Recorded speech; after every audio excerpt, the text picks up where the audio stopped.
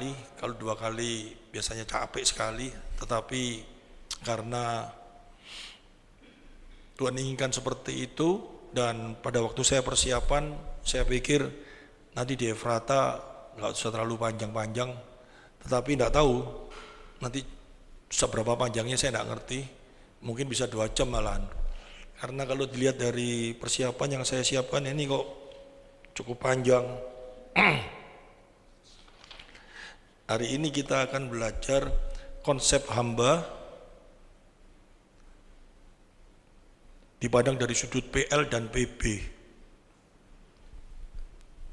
Dan ini penting sekali. Dan apa itu cara memandang pada waktu kita membaca firman Tuhan di dalam Perjanjian Lama dan Perjanjian Baru, apa yang harus jadi pegangan kita.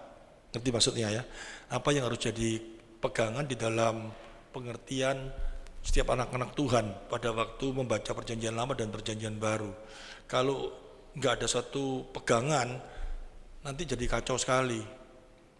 Apalagi pada waktu kita membaca dalam Perjanjian Lama tanpa tanpa di dalam pengertian Perjanjian Baru. Karena banyak sekali orang mengartikan Perjanjian Lama itu secara literal, apa yang ditulis langsung diartikan tanpa melihat tujuan firman itu ditulis dengan satu pengertian tujuan yang akan datang, yang ke depan. Apa maksud daripada tujuan ayat itu ditulis. Tapi kalau diartikan pada saat itu juga, maka akan terjadi satu pengertian-pengertian yang sangat salah. Ya. Karena kita sekarang ini sudah masuk di dalam era Perjanjian Baru. Bukan berarti Perjanjian Lama nggak dipakai, pakai, harus. Tidak ada seorang pun yang mengurangi, bahkan meniadakan satu iota saja, satu tanda baca, terkutuk kata Tuhan seperti itu. Pakai, tetapi harus dalam sudut pandang yang bukan yang lain, yang berbeda daripada sudut pandang yang lalu, tetap sama, tapi yang benar, maksud saya seperti itu. Dan kita mulai dari, ya saya tulis ya, jadi dari kita harus melihat dari sudut pandang yang benar. Pertanyaan saya yang pertama kali yang harus jelas, di dalam Perjanjian Lama pun kita tahu semua manusia telah jatuh dalam dosa. Benar ya? Semua manusia telah jatuh dalam dosa dan manusia semua menjadi hamba dosa. Kita lihat manusia pertama kali diciptakan oleh Allah baik adanya. Kita tahu semua tuh baik itu bukan sempurna. Baik di dalam kacamata Allah, karena Allah kudus, menciptakan segala sesuatunya itu baik, kudus. Alam semesta apapun ciptaan Allah itu kudus, baik. Gak mungkin dari sesuatu yang kudus terciptalah sesuatu yang gak baik, gak mungkin. Tetapi kita juga sadar, saya ingatkan kembali, Allah yang kudus, Allah yang mulia, ada di dalam diri Allah satu hal, yaitu apa? Allah gak mungkin bisa menciptakan Allah lain, gak mungkin. Kata gak mungkin ini bukan berarti sebetulnya Allah bisa tetapi Allah nggak mau, bukan seperti itu. Kalau Allah sampai melanggar ini, dia bukan Allah. Ingat ya, Allah itu Esa, satu. Allah itu sempurna. Yang sempurna itu cuma satu. Kalau yang sempurna menciptakan yang sempurna lagi, dia bukan menjadi sempurna, karena yang sempurna itu cuma satu. Tapi kalau di dunia ini ada, bolak-balik saya ngomong ya, Rinso mencuti lebih sempurna, besok Dino mencuti lebih sempurna. Ya, itu seleranya manusia, mana yang sempurna, seperti itu. Tetapi secara doktrinal Allah sempurna. Hanya dia pencipta alam semesta ini. Dia paling sempurna. Dia bisa dikatakan sempurna karena dia memiliki hakikat Allah. Dia bisa disebut memiliki hakikat Allah, kita sadar. Dia bisa disebut memiliki hakikat Allah karena dia memiliki kemahaan. Kemahaan. Sehingga dia bisa disebut Allah. Yaitu apa? Dia maha adil, maha kuasa, maha tahu, maha kasih, ya. Jadi kemahaan, 5 kemahaan ini yang membawa dirinya memiliki hakikat sebagai Allah. Ini kita pegang dulu. Dari Allah yang sempurna, satu ini, dia menciptakan segala sesuatunya. Jadi yang diciptakan oleh Allah ini baik, baik. Tetapi karena yang diciptakan itu bukan tidak sempurna dalam arti yang seperti dia miliki hakikat, tetapi sempurna dalam pengertian pas yang seperti apa Allah kehendaki, teleos. Allah tidak pernah menciptakan dosa, gak pernah. Allah gak bisa, Allah gak menciptakan dosa. Gak mungkin Allah itu menciptakan dosa, karena Allah yang kudus gak mungkin menciptakan dosa. Tetapi Allah yang sempurna gak mungkin menciptakan segala sesuatunya itu sesuai dengan apa yang dimiliki dalam hakikatnya yang sempurna. Sehingga apa yang menjadi ciptaannya itu kalau kita ngomong berarti kan tidak sempurna. Ingat kembali, yang sempurna hanya Allah. Ini manusia ini ngokong gitu loh, ngerti? Manusia ciptaan Allah loh, mau ngengkel gitu loh. Tidak bisa yang sempurna, harus menciptakan bisa sempurna. Nah ini jadi sesuatu yang pasti bertabrakan terus. Karena yang sempurna itu cuma satu. Kalau sempurna itu dua, itu apa yang menjadi kebiasaan pemikiran kita, ngerti ya? Paham maksudnya ya? Manusia itu kan selalu pikir, wah sempurna ini, wah sempurna ini, wah sempurna. Tapi yang sebetulnya yang sempurna di dalam jagat raya ini cuma satu. Sempurna itu betul-betul gak ada cacat celahnya sama sekali. Plus. Ya. Nah, dari Allah yang sempurna itu terciptalah segala sesuatu. Salah satunya manusia, benar ya? Tapi manusia bukan Allah, dia tidak memiliki kemahaan. Dia bisa jatuh di dalam dosa.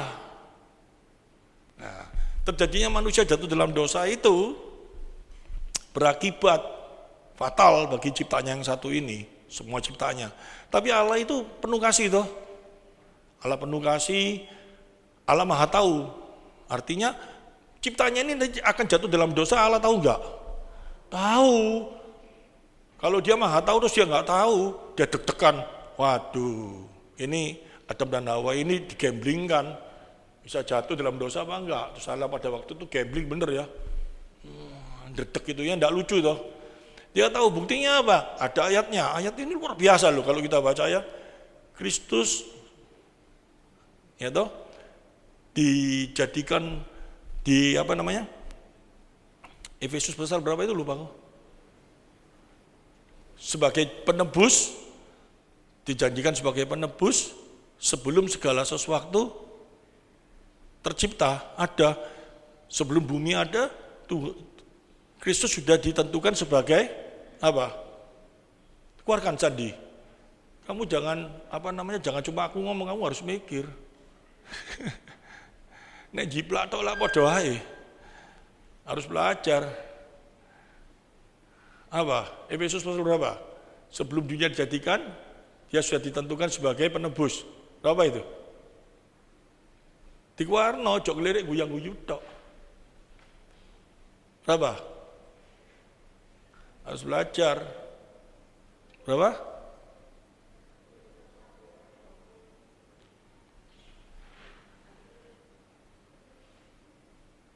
Salah ini, ayo. Harus belajar terus itu.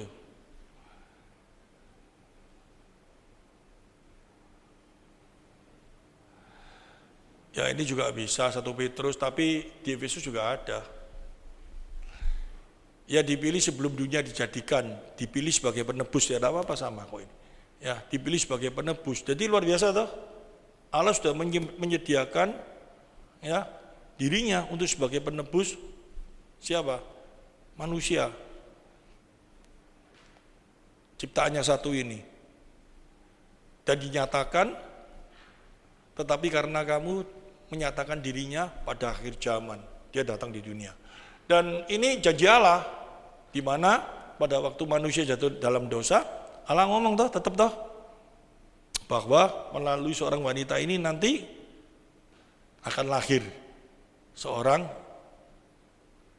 juru selamat. Dari sini kita bisa melihat betapa luar biasanya Allah itu. Dan pertanyaan satu lagi. Secara biologi, siapa yang nulis kitab Kejadian ini? Gitu toh? Kok bisa tahu? Ngerti maksudnya? Siapa yang nulis kitab Kejadian? Jadi Allah katanya ini saya bongkar satu-satu ya. Kalau di sini saya berani sudah ngomong. Allah itu katanya menciptakan segala sesuatu sebelum segala sesuatunya ada Allah melayang-layang di udara toh. Berarti kalau ada yang nulis berarti lebih tahu. Berarti ada sudah Anda. Paham? Gak paham. Jadi sebelum segala sesuatunya ada, Allah sudah ada dulu toh. Yang tahu siapa? Yang nulis toh di dalam kitab Kejadian. Yang nulis kitab Kejadian ini siapa? Musa. Musa kok bisa tahu? Nah, ini pertanyaan lagi toh. Musa kok bisa tahu? Supaya kita nanti pada waktu baca Alkitab itu tidak ada pertanyaan, ini saya bongkar gitu loh. Musa itu kok bisa tahu? Hati-hati, kekristenan itu bukan khayalan. Ngerti maksudnya ya? Bukan terus nanti kita mikir kayak gini. Musa itu bisa tahu, dia berdoa, terus pada gitu dia moro-moro kayak TV ada tulisan itu dia nulis-nulis gitu. Enggak, kan kayak gitu ya. Atau nanti kita sekarang saya kembalikan dulu pelan-pelan ya, pelan-pelan. Ini mau jadi biologi. Seluruh Alkitab ini kan firman Tuhan toh. Ilham daripada Allah Roh Kudus toh. Mau kitab Kejadian sampai kitab Wahyu semua pimpinan Allah Roh Kudus yang memberitahu toh. Lah, cara Allah Roh Kudus berbicara itu kayak apa caranya? Melalui penulis ini kayak apa? Kita harus ngerti ini dulu, ngerti maksudnya ya?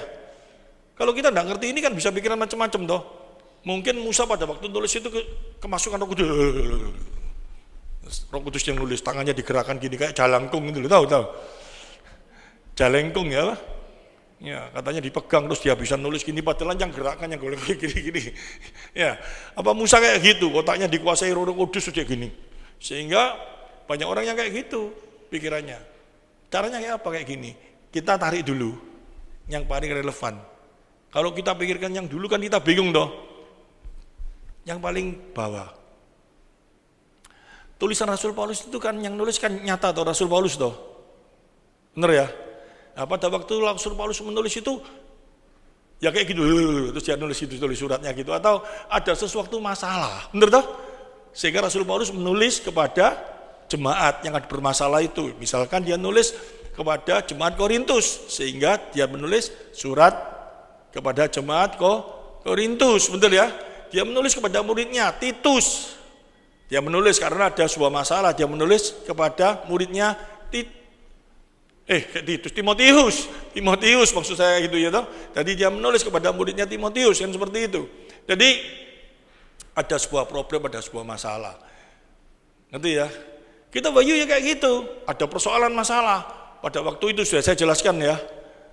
Di mana Yohanes adalah rasul yang dikasih hikmat wahyu oleh Yesus Kristus sendiri. Karena pada waktu itu orang percaya endingnya firman Tuhan ini kalau tanpa kita wahyu, semua orang tahu nggak pada waktu itu Yesus naik ke surga, di surga lagi ngapain dia? Yang kita tahu ya apa? Yesus mati, bangkit, naik ke surga gitu toh. Tapi di surga dia ngapain? Kita nggak tahu toh. Orang mati karena mempertahankan imannya, dipotong, dipenggal, dia di surga posisinya kayak apa? Kita nggak tahu semua toh, bingung toh. Nah itu Yohanes, ini secara khusus kalau Yohanes dikasih penglihatan, karena untuk mengungkapkan hal itu Yohanes kira-kira nulis orang sih sama yang sudah di surga kan nggak mungkin dong, ngerti maksudnya? Tapi khusus untuk kitab Wahyu, dia dikasih penglihatan. Allah mampu memberikan hal itu enggak? Mampu, dia dikasih penglihatan. Dan itu secara jelas pada waktu Yohanes menulis, itu dijelaskan enggak? Bahwa apa yang dia tulis itu karena, ya toh? Bukan karena. Karena dia menulis kitab Wahyu itu, bukan dia ingin menulis surat kepada orang yang di surga, ngerti ya? Tapi dia dikasih penglihatan, jelas toh? Ngerti maksud saya? Betul-betul dia dikasih penglihatan. Tapi kalau kitab Kejadian, Musa nggak pernah lo ngomong, ngerti maksudnya? Aku dikasih penglihatan, penciptaan kayak apa, nggak pernah lo, ngerti maksudnya ya? Nah sekarang ada masalah apa? Kan kalau tidak dikasih penglihatan, berarti pada waktu itu ada sebuah masalah, ngerti maksudnya? Yang harus Musa jelaskan melalui penulisannya, supaya orang itu bisa melihat, mengerti siapa itu Allah yang benar. Saya ulangi. Rasul Paulus menulis kepada jemaat di Korintus. Karena pada waktu itu di Korintus ada penyelewengan pengertian tentang Allah yang benar. Dia menulis kepada jemaat Korintus, jemaat Korintus, kamu udah boleh seperti ini, kamu harus seperti ini, karena Allah yang disembah seperti ini, karena gini. Dia tegur, dia omongi semua toh. Yang dia omongkan itu menjadi kebenaran firman Tuhan, karena tidak menentang dengan sifat-sifat Allah. Paham ya? Nah, kalau kita wahyu, kejadiannya apa? Masalahnya apa? Pembuktian toh. Pembuktian bahwa orang yang sudah meninggal di dalam Kristus, sekarang Yesus di surga itu bagaimana kedudukannya, orang percaya kayak apa. Gak bisa dia mau kira-kira sendiri gitu. Sehingga dalam kitab Wahyu jelas, di dalam kitab Wahyu dikasih tahu apa? Dia dikasih penglihatan. Tapi bukan semua Alkitab ini, semua kitab, semua surat ini melalui penglihatan. Ngerti maksudnya ya? Bisa dibentangkan ini dulu. Jelas ya? Ya. Kalau ini ngerti, mulai dipegang. Kalau enggak nanti gini terus semua ya repot. Pakai penglihatan semua enggak, ada semua masalah ya. Nah, sekarang kita Kejadian, masalahnya apa? Berdasarkan sejarah. Jadi kita bisa belajar. Jadi menafsirkan firman Tuhan itu enggak bisa sampai naik dewe gitu loh maksudnya ya. Tapi kita melihat dari sudut pandang apa? Macam-macam, budaya, sejarah, bahasa. Bisa melihat macam-macam. Dari sana Tuhan kasih kita hikmat yang sangat luar biasa. Kalau kita Kejadian, itu ada sebuah masalah. Masalahnya apa? Kita harus tahu. Bangsa Israel pada waktu di Mesir selama 400 tahun, Tuhan tidak bicara kepada bangsa ini. 400 tahun itu bukan 4 hari, bukan 4 tahun loh ya. 400 tahun itu orang sudah menjadi satu kebiasaan budaya yang kalau di sana ada, kira-kira 400 tahun itu generasi kepira ya? 45 atau kira-kira 4 itu satusan, ini kan desa satusan, ngerti maksudnya ya? Ya, kan bisa panjang toh. Itu kan sudah bisa terbawa dalam budaya sana toh. Nah, orang-orang pada waktu di Mesir itu sudah ketarik dengan budaya Mesir. Nah, budaya Mesir itu memandang Allahnya kan salah. Ngerti maksudnya? Allah itu dipandang seperti apa? Macam-macam. Dirinya bisa dianggap sebagai Allah enggak? Bisa. Sehingga di Mesir itu yang ada patung spin besar, terus ada patung-patung itu menggambarkan dirinya. Penguasa-penguasa itu, dia menganggap bahwa dirinya ini adalah ciptaan Allah yang sempurna, ciptaan Allah yang memiliki bahan yang lain. Ngerti maksudnya? Ciptaan Allah yang memiliki bahan yang tidak sama dengan manusia lainnya. Kalau di Jawa itu ada yang namanya apa? Darah biru. Ngerti maksudnya? Tahu sih, kalau darah biru itu berarti apa? Apakah darahnya biru? Coba kita potong di dia. Biru apa merah? Tapi kalau darah biru itu seolah-olah kan, wah ini lain ini, gitu toh. Nah, pada waktu itu seperti itu. Orang-orang kalau sudah menaruh dirinya sebagai bangsa Mesir itu dianggap kastanya jauh lebih tinggi. Dan orang Israel itu, waduh sudah sangat rendah luar biasa. Oleh karena itu Musa mau memberikan satu pengertian kepada bangsa Israel yang sudah terbawa dengan hal yang seperti itu, yang menyembah berhala, menyembah ini.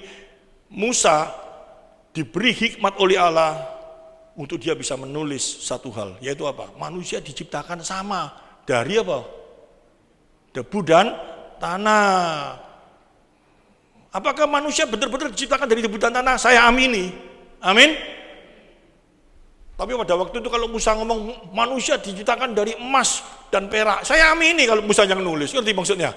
Karena tidak bertentangan, pokoknya sama, betul enggak? Asal kalau dia nulis manusia diciptakan dari ini saya tidak mau, ngerti? Enggak mungkin, gitu. Paling enggak dari tanah gitu toh, ya. Jadi ini jadi pegangan kita dulu, ngerti ya maksudnya ya. Tujuannya apa? Supaya paradigma yang salah itu mulai dibongkar sama Musa. Dia menulis. Dia kok bisa kayak gitu? Musa itu bukan orang bodoh loh, ngerti maksudnya? Musa itu pemimpin, dia itu dikasih luar biasa pengertian-pengertian yang sangat luar biasa. Dia bisa melihat budaya-budaya apa semuanya yang bertentangan dengan apa yang Tuhan sesungguhnya yang Tuhan maksud, sehingga dia mulai menulis itu semuanya. Dan itu diberi hikmat oleh Allah. Saya percaya itu karena apa? Apa yang Musa tuliskan dalam kitab Kejadian tidak ada satupun yang bertentangan dengan yang lainnya. Amin. Wes, bisa terjawab ya, ngerti ya. Jadi jangan kita pikiran Alkitab itu semuanya berdasarkan pimpinan Roh Kudus nulis. Oh, lihat gini, enggak. Ya, kalau Korintus, Rasul Paulus menulis kepada jemaat di Korintus, ada masalah enggak? Ada. Jelas dia ngomong toh, hei kamu itu loh masuk, kemarin saya jelaskan toh, masa perjamuan kasih, kon royokan dewe sing bawa makanan enak, dimakan di sana kayak kamu enggak punya rumah. Itu kan dia nulis toh. Tapi itu firman Tuhan. Karena diajarkan, ngerti maksudnya ya? Oleh karena itu ingat loh, kamu itu harusnya bersatu. Kok kamu kayak gitu sih modelnya, ingat toh, Tuhan Yesus itu mati untuk kamu supaya kamu memiliki kasih, kan kayak gitu. Nah, sekarang ngerti di sini toh. Nah, dari sini mengerti kita mulai belajar. Berarti juga Musa itu seorang Ibrani asli. Dia mulai kecil dididik. Orang Ibrani itu luar biasa, silsilah. Itu terus ditulis loh, ngerti maksudnya ya? Ya dulu orang Cina juga kayak gitu, seong. Saya ini seong ya. Harusnya saya tahu, mbah saya punya mbah itu ong siapa? Ong tol, ong pleng, nggak ngerti lah namanya itu. Tapi sekarang putus, ngerti? Yang saya tahu cuma engkong saya toh, ong aging, papa saya ong swiwa, saya ong tik hong. Nanti anaknya Lulu mungkin sudah tidak tahu namanya engkong saya yang paling atas gitu toh. Ya, kalau Ibrani, dia bisa tahu karena tertulis terus nama-namanya. Itu luar biasa, dia bisa tahu dari Kain nanti keluar anak ini. Itu bukan khayalan, ngerti maksudnya? Itu bukan siapa namanya Musa ngarang-ngarang, jegene Kain. Enggak. Bukan, itu ada sejarahnya betul. Itu berdasarkan sejarah silsilah, dia tahu semua. Ini punya anak, ini punya anak, ini punya anak, ini punya itu sejarah tertulis semuanya. Dan itu dulu dilakukan, tetapi akhirnya ditemukan di Laut Mati ya. Ditaruh di dalam apa? Kok gua gini sakit ini? Itu loh, kayak pot itu loh apa? Tempayan. Itu surat-surat yang dibuat dari daun-daun lontar, itu tertulis rapi di sana dan ketemu tidak bisa dipungkiri. Itu maksudnya. Kalau itu tidak ketemu diragukan gitu loh. Nah ini bibliologi, ngerti? Supaya iman kita ini kuat. Firman Tuhan adalah benar. Amin. Ya. Ini kita tahu dulu. Jadi bukan cerita dongeng. Ya. Kalau cerita Sen Gokong itu dongeng, ngerti maksudnya? Ya toh, dia kera yang sakti makan buah apa? Wah itu BK cucu saya aja saya nari-nari denger itu. Ya Gatot Kaca dibandingkan sama Tuhan Yesus, saya bingung saya. Ya dari sini jelas. Jadi dipandang dari sudut budaya, sejarah, apa semua kita tahu. Pak Titi kok bisa ngerti kayak gitu? Diilhami Roh Kudus, belajar baca buku. Maksud saya diam-diam terus ngimpi dikasih tahu itu, mana lah saya jadian. Buku baca, yang nulis itu siapa? Bukunya dibaca siapa? Ada bukunya ini yang nulis siapa? Orang-orang yang memang belajar di sana. Dia bisa mengerti semua ya, saya belajar di sana, gitu loh. Tahu. Ya. Itu yang membuat kita menjadi tenang, tidak berangan-angan gitu loh ya. Ini kok iso sih disebut firman Tuhan? Ini kok iso sih? Ngerti sana gitu loh. Jadi kalau itu kita pegang ini, yang nulis siapa? Manusia. Semuanya. Tetapi diilhami oleh Roh Kudus. Buktinya apa? Bisa jelaskan gitu loh. Oke? Nah, sekarang kita masuk. Dulu kita hamba dosa. Dimulai dari mana? Manusia jatuh dalam dosa, benar ya? Dan ini harusnya sangat penting. Ini harusnya sangat kita harus betul-betul perhatian ini. Kejatuhan Kain itu aneh loh. Sebetulnya aneh, luar biasa. Bukti bahwa dosa itu sedemikian luar biasa. Nah, manusia itu pertama kali diciptakan serupa dengan gambar Allah. Betul ya? Benar ya? Serupa dengan gambar apa? Serupa gambar Allah ini kok bisa bunuh saudaranya, ngerti maksudnya? Kan serem toh? Allah yang kudus, Allah yang mulia, menciptakan manusia serupa dengan gambar. Serupa dengan gambar Allah itu bukan seperti Allah, kalau seperti Andilau, berarti saya seperti Andilau. Bukan. Serupa dengan gambar Allah itu bukan seperti itu. Memiliki sifat-sifat Allah. Serupa dengan gambar Allah itu. Memiliki moral. Ngerti maksudnya ya? Tapi kok bisa rusak seperti itu? Itu gara-gara dosa. Jadi mulai dari mana? Kita lihat Kain dan Habel. Kejadian pasal 4 ayat 1 sampai 16. Itu terjadinya pertama kali demonstrasi tentang dosa. Ngerti ya? Kalau Hawa mengambil buah, kan ada yang dibunuh toh. Kejahatannya paling melanggar apa yang Tuhan perintahkan, nggak boleh toh. Ya, dilanggar. Tapi akibat pelanggaran itu betul-betul hancur. Rusak semua. Apa yang Allah ciptakan itu. Ngerti maksudnya ya? Kebaikan sudah tidak ada dalam diri manusia. Buktinya apa? Dari sesuatu yang baik yang Allah ciptakan. Allah kan ngomong toh, setelah diciptakan Allah ngomong apa? Baik adanya. Ya toh? Kok bisa baik yang adanya itu bisa hancur seperti itu? Membunuh. Iya. Karena apa? Coba kita lihat. Kemudian manusia itu bersetubuh dengan Hawa, istrinya, dan mengandunglah perempuan itu, lalu melahirkan Kain. Maka berkata perempuan itu, aku telah mendapatkan seorang anak laki dengan pertolongan Tuhan.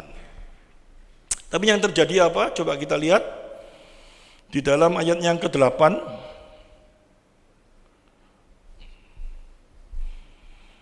Kata Kain kepada Habel adiknya, marilah kita pergi ke padang. Ketika mereka ada di padang, tiba-tiba Kain memukul Habel adiknya itu lalu membunuh dia. Manusia yang diciptakan memiliki serupa dan gambar Allah, kok tiba-tiba bisa rusak kayak gitu tuh kayak apa? Ngerti maksudnya? Dijelaskan di mana? Di ayat 7.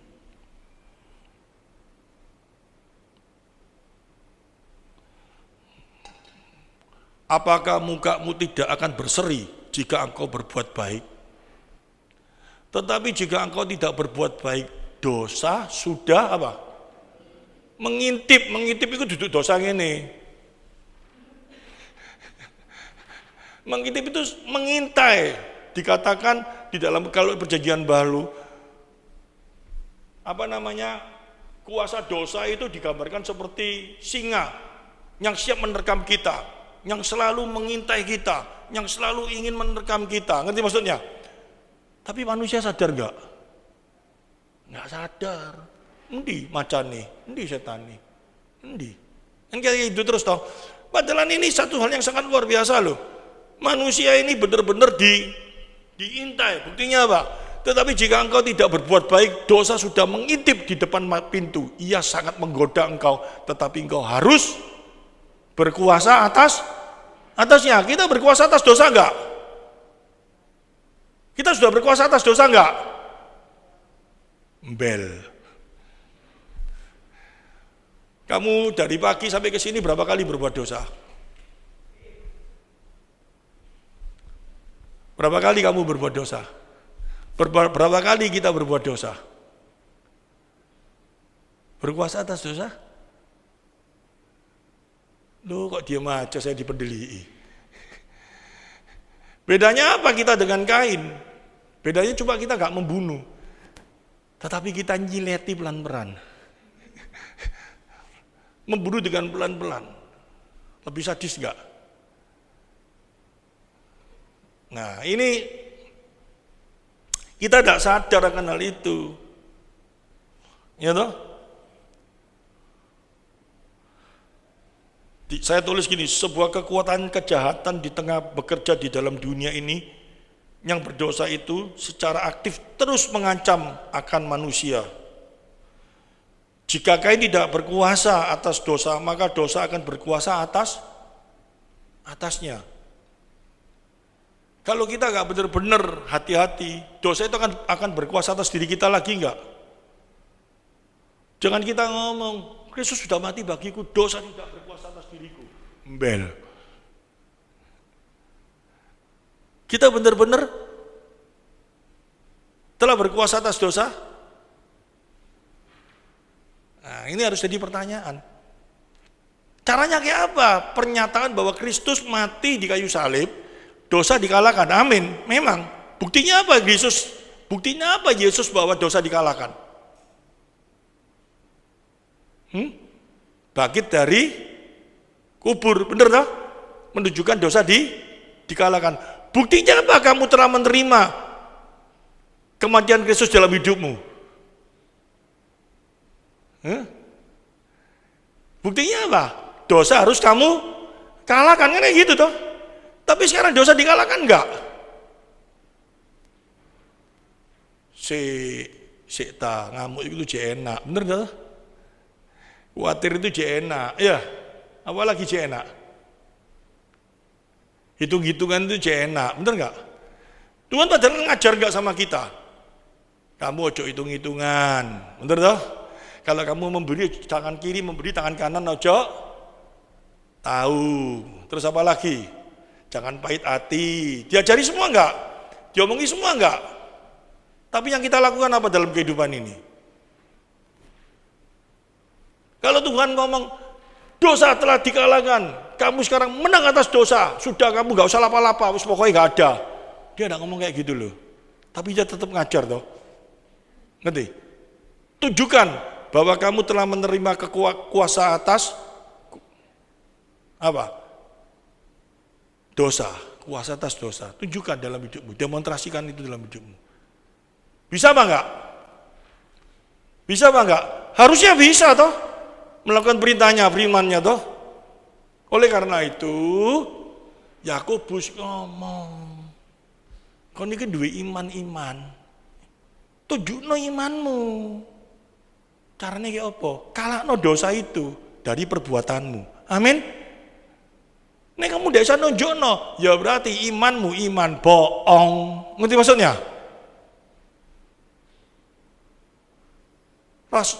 Yakobus bukan sedang ngomong kalau kamu mau selamat, kamu harus percaya Yesus sama kamu berbuat baik. Nek kamu ndak berbuat baik, kamu ndak bisa selamat. Dia bukan ngomong kayak gitu. Tapi dia ngomong, kamu telah menerima keselamatan dari Tuhan. Iya, melalui apa? Iman. Bener tak? Tunjukno imanmu. Caranya kayak apa kamu nunjukno imanmu? Caranya kayak apa? Kalahno dosa. Ngerti maksudnya? Cara ngalahno dosa dengan cara apa? Lakukan perintah Tuhan. Baru imanmu iman yang hidup. Paham? Ya. Kalau Rasul Paulus tidak ngomong kayak gitu. Aku diselamatkan bukan melalui perbuatan baik. Memang, tetapi melalui kasih karunia. Tapi tunjukkan kalau kamu sudah menerima kasih karunia melalui apa? Perbuatan baikmu. Kamu menerima kasih karunia tapi kamu tetap melakukan hal yang jahat. Ya sama saja kamu tidak menerima kasih karunia.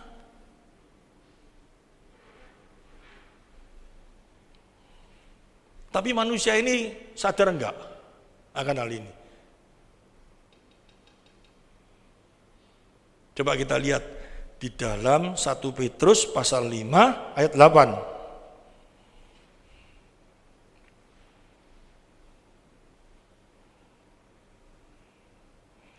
Sadarlah dan berjaga-jagalah, lawanmu si iblis berjalan keliling sama seperti singa yang mengaum-ngaum dan mencari orang yang dapat ditelannya. Omong kosong. So kita ngomong kayak gitu toh?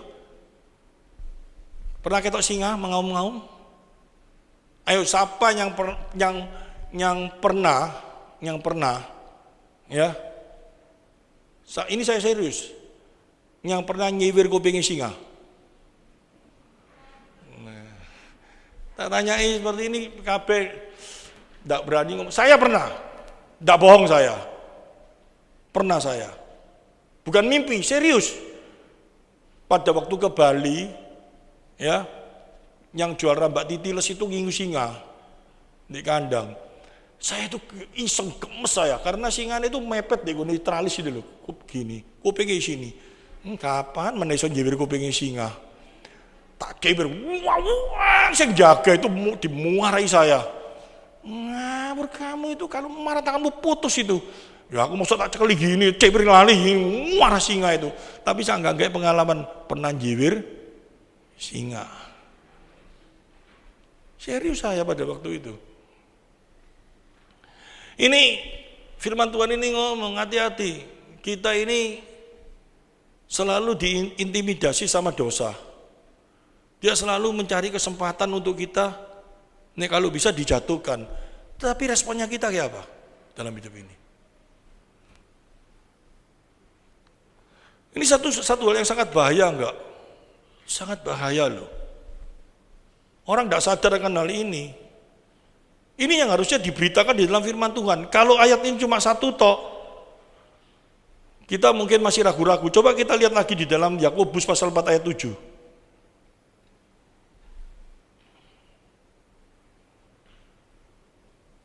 Karena itu tunduklah kepada Allah dan lawanlah iblis, maka ia akan lari daripadamu. Tunduk kepada Allah, lawan iblis. Jadi benar-benar iblis itu terus menyerang kita enggak? Efesus pasal 6 ayat 11 sampai 12.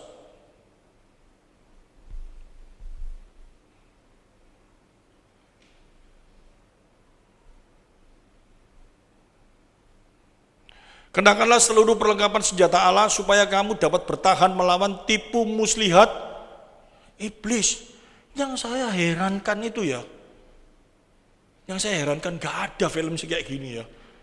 Kita harus berupaya ngerti firman Tuhan, belajar firman Tuhan untuk melawan tipu daya iblis. Tapi yang ada di film itu apa? Belajar firman terus ngerti hidup kudus untuk melawan iblis. Iblisnya itu digambarkan apa? Bukan tipu daya, tapi medeni. Ngerti maksudnya ya? Mau jadi Dracula, pakai Alkitab, iblisnya lari. Tetapi bukan yang itu. Firman Tuhan nggak ada kok ngajari kayak gitu kok. Bener nggak? Malah firman Tuhan ngajari apa?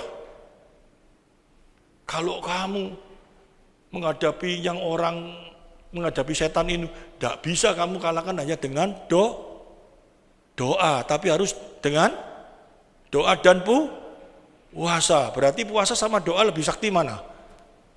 Nah, bingung loh. Ya ini orang Kristen Jawa. Kenapa kok mengalahkan iblis itu nggak bisa dengan doa toh? Harus selesai dengan puasa. Kenapa? Yang bisa jawab nanti pulang tak ajak makan pangsit. Kenapa? Berarti doa itu, puasa itu lebih tinggi ilmunya daripada doa gitu. Nah, kalau ada pertanyaan yang seperti itu, Tuhan kan ngomong toh, hal yang seperti ini tidak bisa dikalahkan hanya dengan doa, harus dengan puasa. Kita harus mulai ngerti tujuan puasa itu apa, kan kayak gitu dulu toh. Kenapa kok puasa kok bisa lebih hebat daripada doa? Kan kayak gitu toh pertanyaannya. Apa sih? Kalau cuma doa kok enggak bisa, kenapa? Pertanyaannya kembali ditanya, puasa itu tujuannya apa? Cari ayat yang lain lagi. Ayat yang lain ngajari apa? Tuhan Yesus sama muridnya jalan. Muridnya Yohanes puasa, betul gak? Tiba-tiba ada orang Farisi datang. Muridmu gak puasa? Muridnya Yohanes itu loh puasa. Tuhan Yesus ngomong kayak apa? Muridku wis sakti-sakti. Atau dia ngomong apa? Ngomong apa? Jawab sing jelas. Apa? Iya. Wong aku masih bersama dengan dia, gak perlu nanti kalau aku naik ke surga. Pada waktu itu kamu berpuasa. Yaitu apa? 50 hari nanti, ya toh? Supaya ada kuasa turun atas kamu. Janji hari Pentakosta, hari yang ke-50. Bener gak? Sudah dikenapi enggak? Sudah. Dan jadi makna puasa itu apa? Pada waktu dia bersama dengan Tuhan.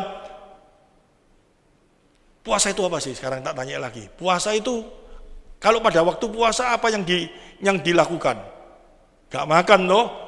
Ada puasa yang lainnya lagi apa? Gak makan daging babi, gak makan apa, cuma makan nasi. Itu duduk poso, diet. Ya. Terus ada lagi puasa apa? Apa? Putihan. Kok enggak puasa makan ayam tok?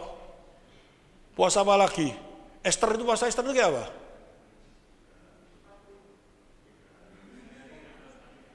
Tiga hari gak makan, gak minum, kelenger. Apa? Puasa itu tujuannya apa? Puasa itu tujuannya kan pasti gak makan.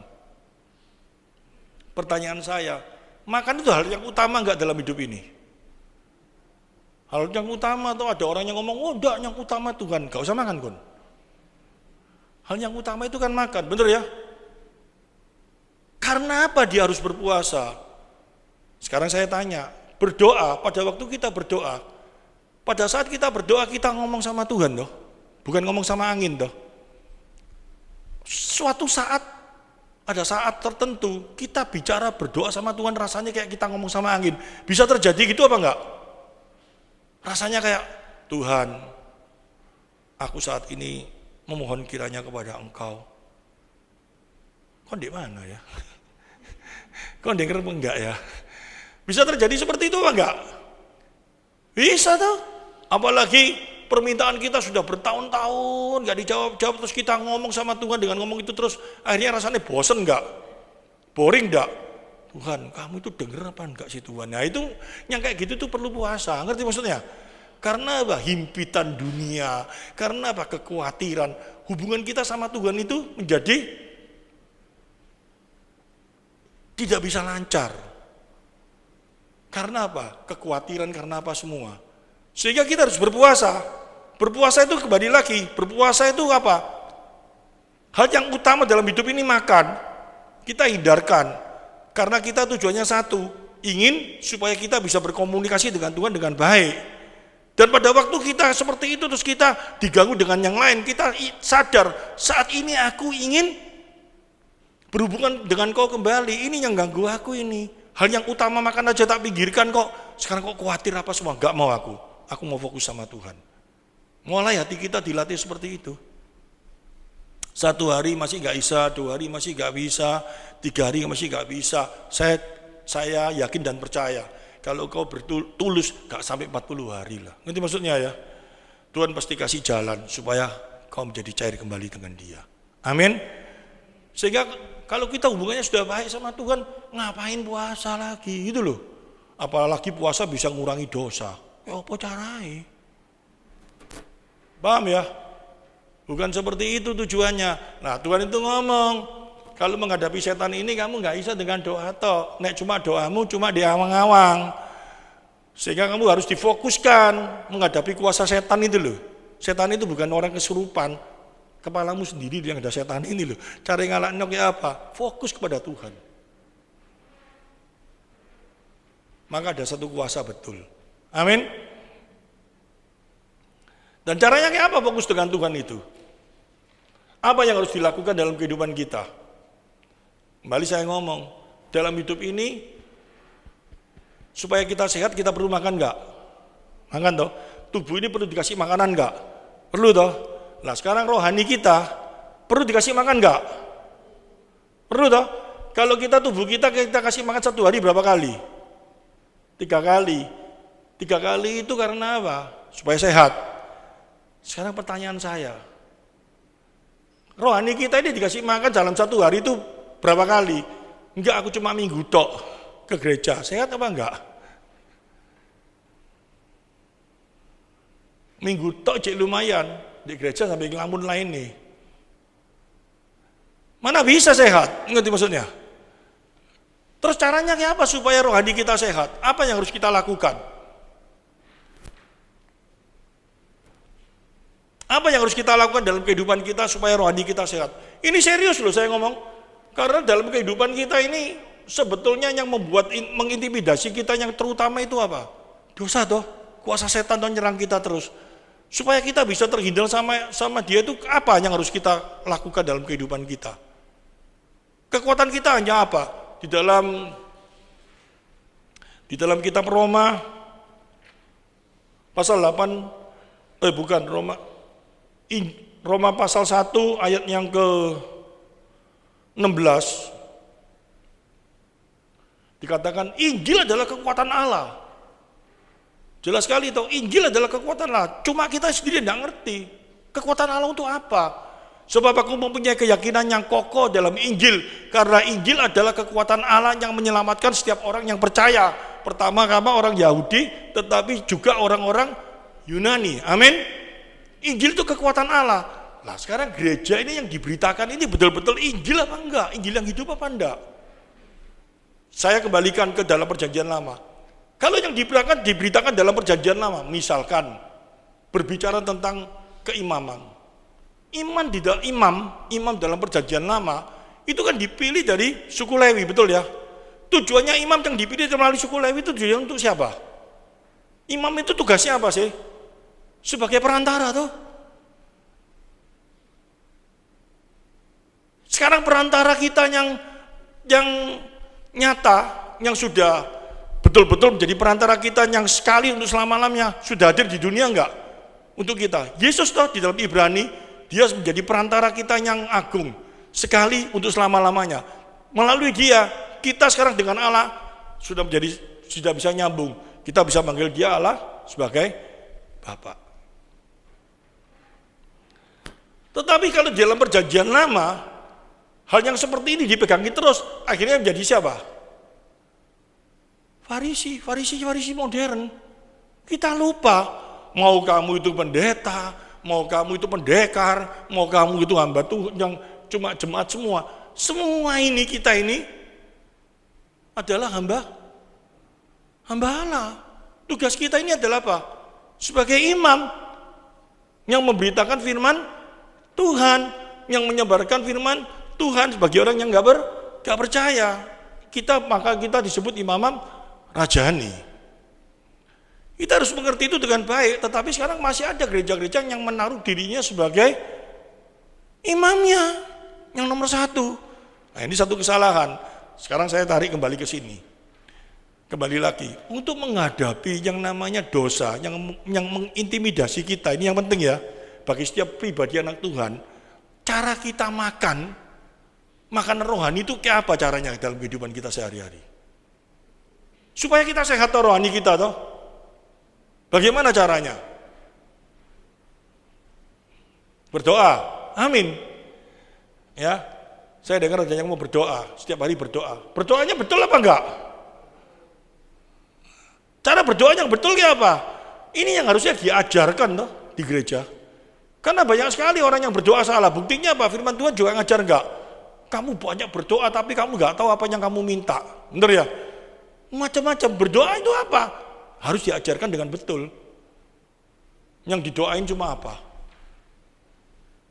Tentang kekhawatiran, tentang apa.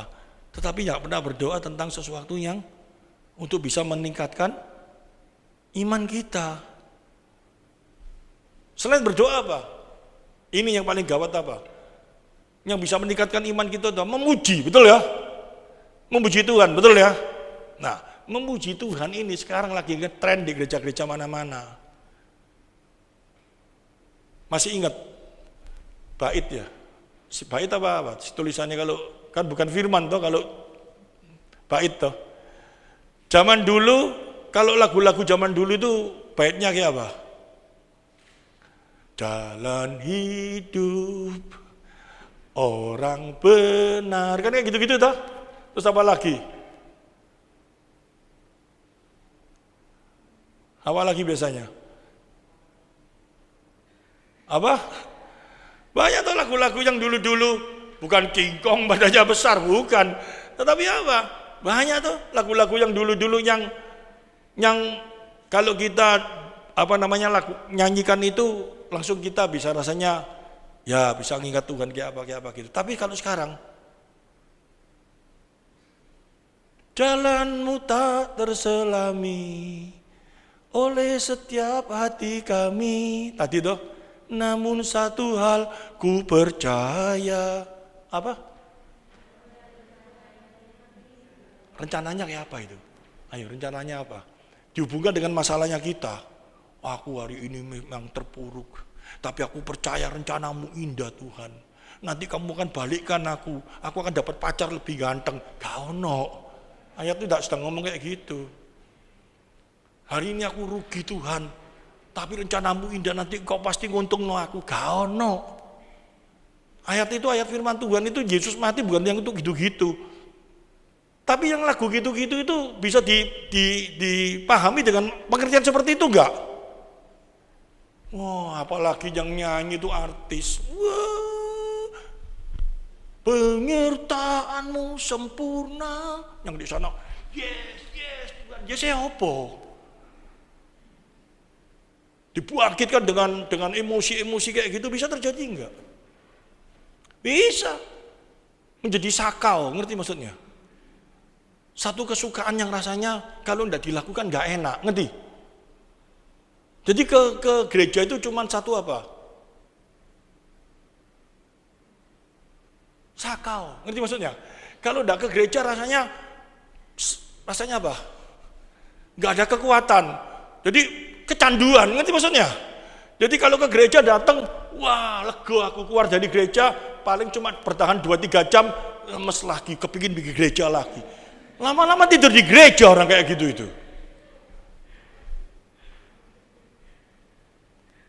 Apalagi yang main bass itu, dia tahu orangnya itu kalau di bass 2 kali dia dapat gear segitu. Bass 3 kali 4 kali tambah. Kan bisa terjadi seperti itu. Alat musik sekarang lebih modern enggak? Dikasih apa namanya? Efek-efek. Kecut-kecut gitu. Tambah sakau, tambah luar biasa dia. Wah, di gereja itu aku puas, benar-benar aku dipimpin Roh Kudus. Kalau nggak di sana aku udah enak. Loh, kok bisa Roh Kudus cuma di sana tok gitu loh. Pulang dari sana, lega apa? Wah, enak